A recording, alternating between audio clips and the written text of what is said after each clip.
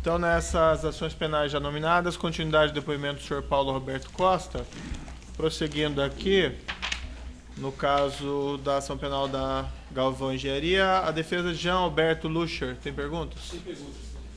Defesa de Jean Alberto não tem perguntas. Defesa de Dairo Queiroz e Eduardo Queiroz, tem perguntas? Sem perguntas. Sem perguntas? Sem perguntas. Tá. Pelos meus cálculos aqui, não tem mais defesas. Mais alguém ficou de fora por equívoco do juízo? Oi?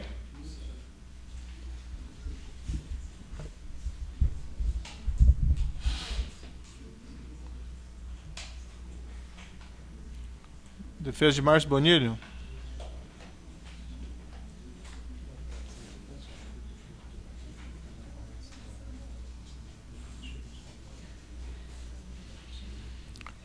Pode fazer, doutor. Só assim, muitas coisas foram perguntadas. Então eu peço que limite as questões mais ao seu cliente para não ser repetitivo. Tá?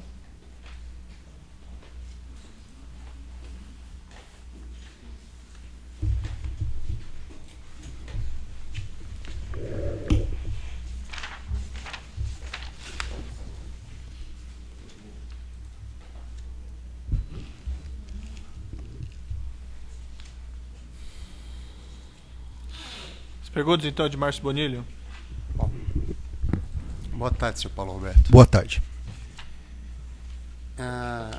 No processo penal 502-6212, que foi sentenciado alguns dias atrás, o senhor, em seu interrogatório, declarou que conheceu Márcio Bonilho a partir de abril de 2012.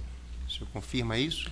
Eu conheci o Márcio Bonilho, eu devo ter conhecido possivelmente em segundo semestre de 2012. Segundo semestre de 2012. Antes dessa data, o senhor jamais teve contato algum com o Márcio? Pessoalmente, nunca tive contato com ele.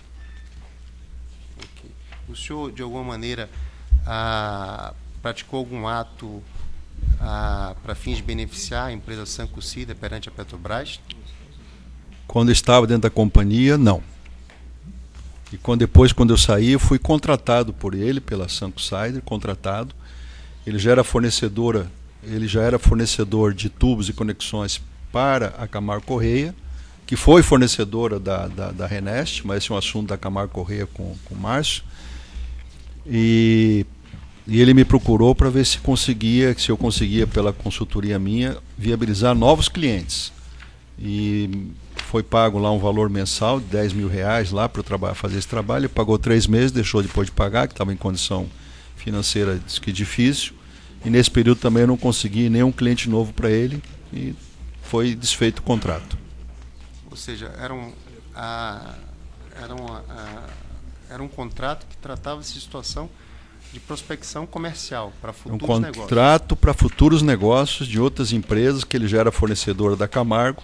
E eu, como tinha contato com outras empresas, me procurou para ver se eu viabilizava outros contratos de fornecimento com outras empresas, mas não foi viabilizar nenhum novo contrato.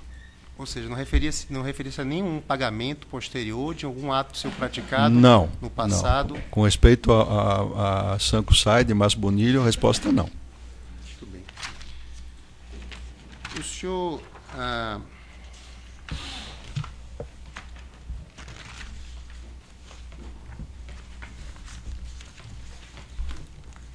Muito só assim, deixa eu só...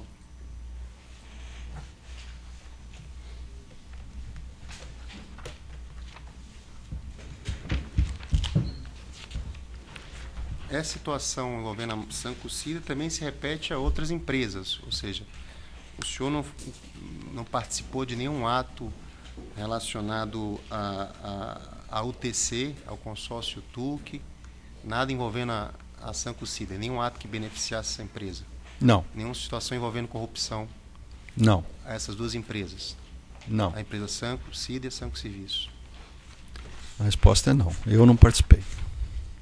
Em todas as refinarias envolvendo a Petrobras?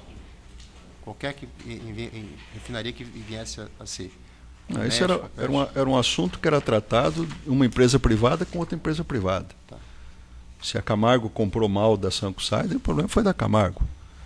Agora, depois, se ela ia cobrar lá da Petrobras alguma coisa, eu não tive participação nisso. Nem mesmo o consórcio TUC ou UTC? Nem mesmo o consórcio TUC ou UTC. Tá, sem mais, Excelência. Obrigado. Uns esclarecimentos adicionais, muito rapidamente aqui do juízo. Ah, perdão, desculpe. Esqueci. Sem perguntas, então, da defesa de Alberto Youssef. Perfeito.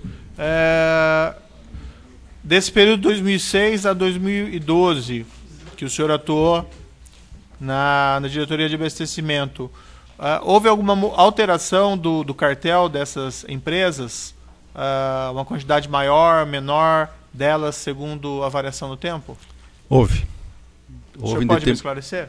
Eu não sei precisar que ano que foi, mas houve um aumento desse número de empresas, medido também pelo Ricardo Pessoa. Eu não sei precisar que ano que exatamente foi isso, mas houve um aumento. No início, esse cartel era muito focado nas empresas de maior porte, como Andrade, Odebrecht, Camargo, Queiroz Galvão, e depois houve um incremento de outras empresas, mas eu não sei lhe precisar exatamente o ano que aconteceu isso. Mas me foi dito pelo Ricardo Pessoa esse tema. O senhor Augusto, da CETAL, ele utilizou uma expressão aqui dizendo que dentro do cartel havia um grupo de empresas que ele chamava de clube VIP. Havia algum, vamos dizer assim, um cartel dentro do cartel, alguma coisa parecida? Primeiro, esse termo clube, VIP... Isso é uma expressão dele, né? Eu nunca tomei conhecimento disso, né?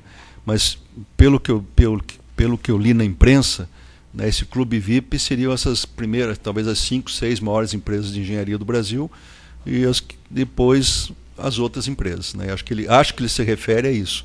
O clube VIP é o Odebrecht, Camargo, Andrade, Queiroz Galvão, as maiores empresas, né? Dentro dessa solicitação que era feita ao senhor de realizar, vamos dizer, propiciar, convidar que essas empresas do cartel que participassem dessas licitações, houve, vamos dizer assim, algumas licitações que foram restringidas a um grupo menor de empresas dentro desse cartel? Em alguns projetos, sim. Projetos de maior complexidade, maior valor de projetos, sim. Mas isso foi lhe solicitado pelo cartel ou foi em decorrência da complexidade do projeto, então? Eu diria as duas coisas. Eu diria que pela complexidade do projeto e também por solicitação deles, que às vezes você não chamava, por exemplo, grupo B, só ficava grupo A e determinado número de empresas do grupo A. Eu diria que ocorreram as duas coisas. O senhor mencionou dessas licitações do cartel, que havia então esse ajuste entre elas.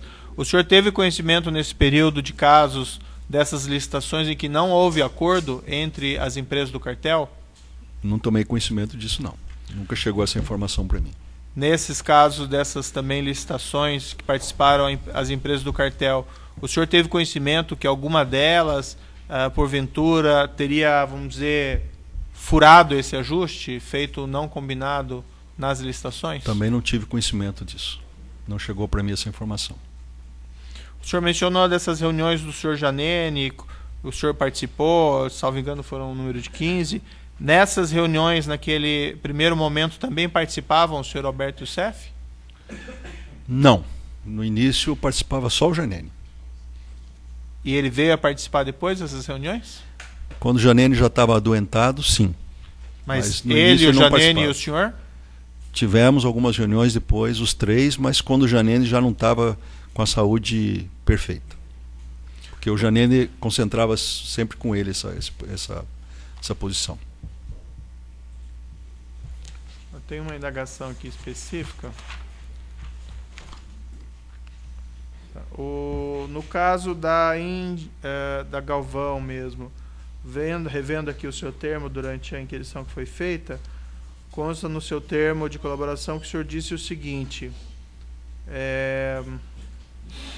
diz ter ocorrido algumas reuniões com Ayrton Fonseca no escritório do declarante, no caso do senhor, nos anos 2010 a 2012. Correto. Que nessas reuniões não foram tratados de assuntos relacionados a repasses a políticos, mas apenas de questões técnicas. Correto. E depois o senhor mencionou, embora Ayrton tenha feito menção em algumas oportunidades ao processo de cartelização. O senhor se recorda se realmente houve referências por parte do senhor Ayrton a essa cartelização? Não estou me recordando disso, não, Excelência.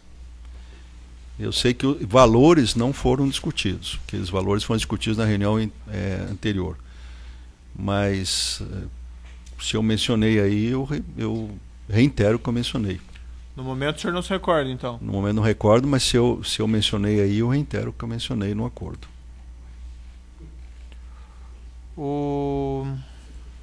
Tá. Aquele carro que o senhor... Aquele Land Rover... esse carro era decorrente de acerto de propina? Era. De valores que tinham ficado pendentes. Foi adquirido por quem esse carro? Roberto Youssef. E o senhor sabe da onde, de que contrato, de que empresa, da onde que vinha exatamente esse... Não tenho essa informação. Bom, eram basicamente esses esclarecimentos do juízo, então eu declaro encerrado o depoimento do senhor Paulo Roberto Costa.